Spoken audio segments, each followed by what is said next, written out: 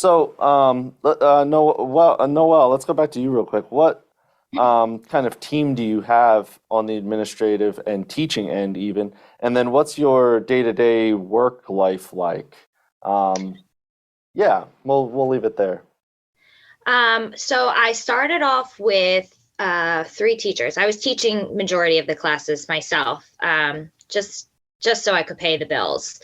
Yeah. But now I have a team of seven teachers, including myself, which is an amazing team. We all work very well together, get along with each other, which is always a benefit.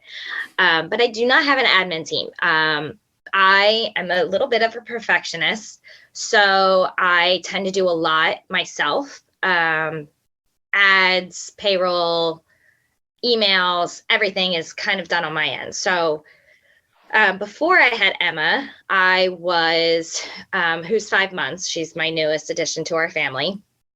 I was working, I'd get up in the morning, take the kids to school, and then I would work from 9 a.m. to about 3 p.m. when they got off the bus, just constantly on my computer, scheduling everything I could possibly do at home so that when I'm going to the studio at 4 o'clock, I can just focus on teaching and talking to the parents and building the community that I want at the studio and not sitting behind a desk trying to get the work done.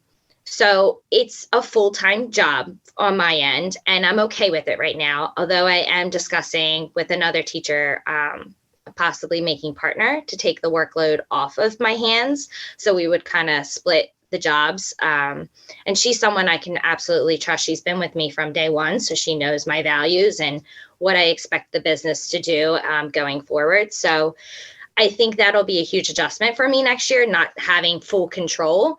But I also think it'll be helpful because I do have a family of three kids and they come first. I don't work on the weekends. I have learned, especially during COVID, is when I started turning off my phone on Saturday and Sundays. I don't look at my emails. I make it a point to spend time with my family on the weekends and respond to whatever my parents need on Monday morning. But that was an adjustment for me. I kind of wanted to always be like, let me answer them right away. I don't want to lose them. But, I've learned definitely through COVID that, family is important to me. So my staff is great. They're willing to do anything I need them to do, want them to do. They jump in. They're there with me all day at recital, doing whatever I need them to do, which was hard for me at first because I, again, wanted to do everything myself. And I'm really learning to be like dictating jobs, which is very difficult for me to do. But it's also very helpful because I can't be in 20 places at once. So yeah, I hope that answered your question. It does, and I totally get it. We're sort of in the same boat in terms of especially me personally needing to let other people do things. And and I think part of the problem is that gets reinforced when you do ask someone to do something and then you just have to go back and fix it yourself anyway. And it's like, okay, well, we just wasted both of our times. And so now it's like, okay, well, do I really need to give other people jobs? Because Yeah, but I mean, but absolutely. the answer is yes, because you also can't grow past a certain point. It doesn't scale past a certain point if you're the only one doing the work. So yeah, it's no, I totally get that. That's a tough thing to overcome. Diana, what about you in terms of your day to day and your staff in terms of admin and or teaching staff? Same thing. I was the only teacher and admin. My first year, I think it was like just something crazy, 28 or 30 classes a week that I was teaching, just trying to get students in, and I couldn't afford another teacher. Right. But right now we have a staff of 8, and I've just like Noelle, I'm still doing the admin work myself because I am a perfectionist. I know how I want things done. I know when I want things done. I don't like asking people for help, especially like you said, if they're not going to do it the way I like it.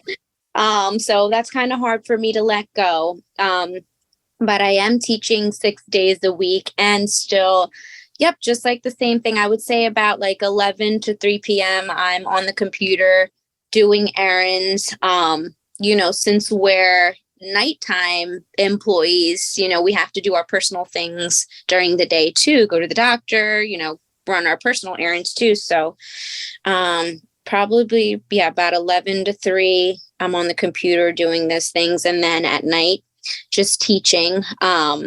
I tried to scale back this season by teaching one class on Monday, and that's a big help. I mean, like, that was a milestone.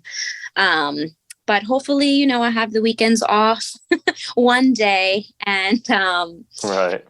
I'm just trying to, I guess, give more classes away. My passion is the teaching part. So it's hard for me to give up the fun classes or the classes that I genuinely love to teach. But, we're getting older. My body is starting to take a little bit of toll, even like standing up, getting up from the floor constantly you just have to think things, and you have to listen to your body. So, hopefully I have the weekends off sooner rather than later. But it's a 24/7 job for me. I'm still answering emails on the weekends, even though, my family and friends and boyfriend tell me not to. But I'm just like, my phone's right here. I have to answer this email, and I don't have to. They can wait until Monday. But it's hard for me to let go too. I'm with you on that also, as I pretty much, I work if I'm not sleeping, and that's and I could, and part of it is things like I could edit video 12 hours a day and never catch up, like, and that's just content. That's not any of the other marketing stuff or admin stuff that we're doing. So it's like, I mean, fortunately I do have, my fiance Becca does a lot of the admin stuff. And so she typically manages parents, like she manages the email account ultimately, and I do I do pretty much all the content and marketing stuff. But I'm with you where it's like, especially when we started off, it was like, I want to teach. Yeah. Like, I don't want to do all, like, that's I'm in it for the teaching, and and don't get me wrong, I actually do enjoy the business stuff also. And I imagine it was an advantage for you, Diana, going in with the mindset of understanding what the business end was going to be like, at least up to a certain point. And so I imagine that was helpful. But I know for me, it was like, it took me several years to like figure out that how to do both and how to manage being able to do both effectively. I'm still trying to figure it out. Well, I mean, yeah, that's the thing, is you both mentioned still learning, and that is absolutely the case. I also feel like I'm still trying to figure that out. Yeah, absolutely. I mean, I guess any advice I would say, because I've worked, in a studio in Tampa, honestly, I was hired as the office manager and the teacher. So I had set hours, maybe like 4 or 5 hours a day, where I would just do admin work and then go to my classes to teach. But sometimes I found myself, sitting there with nothing to do because, let's say, certain times of the season we're working on recital or picture day or this or that, but not all the time there was a lot of things for me to do. So I guess that's another reason why I don't hire an admin person, because I'm like, well, I don't want to pay you, for just sitting around like I used to do.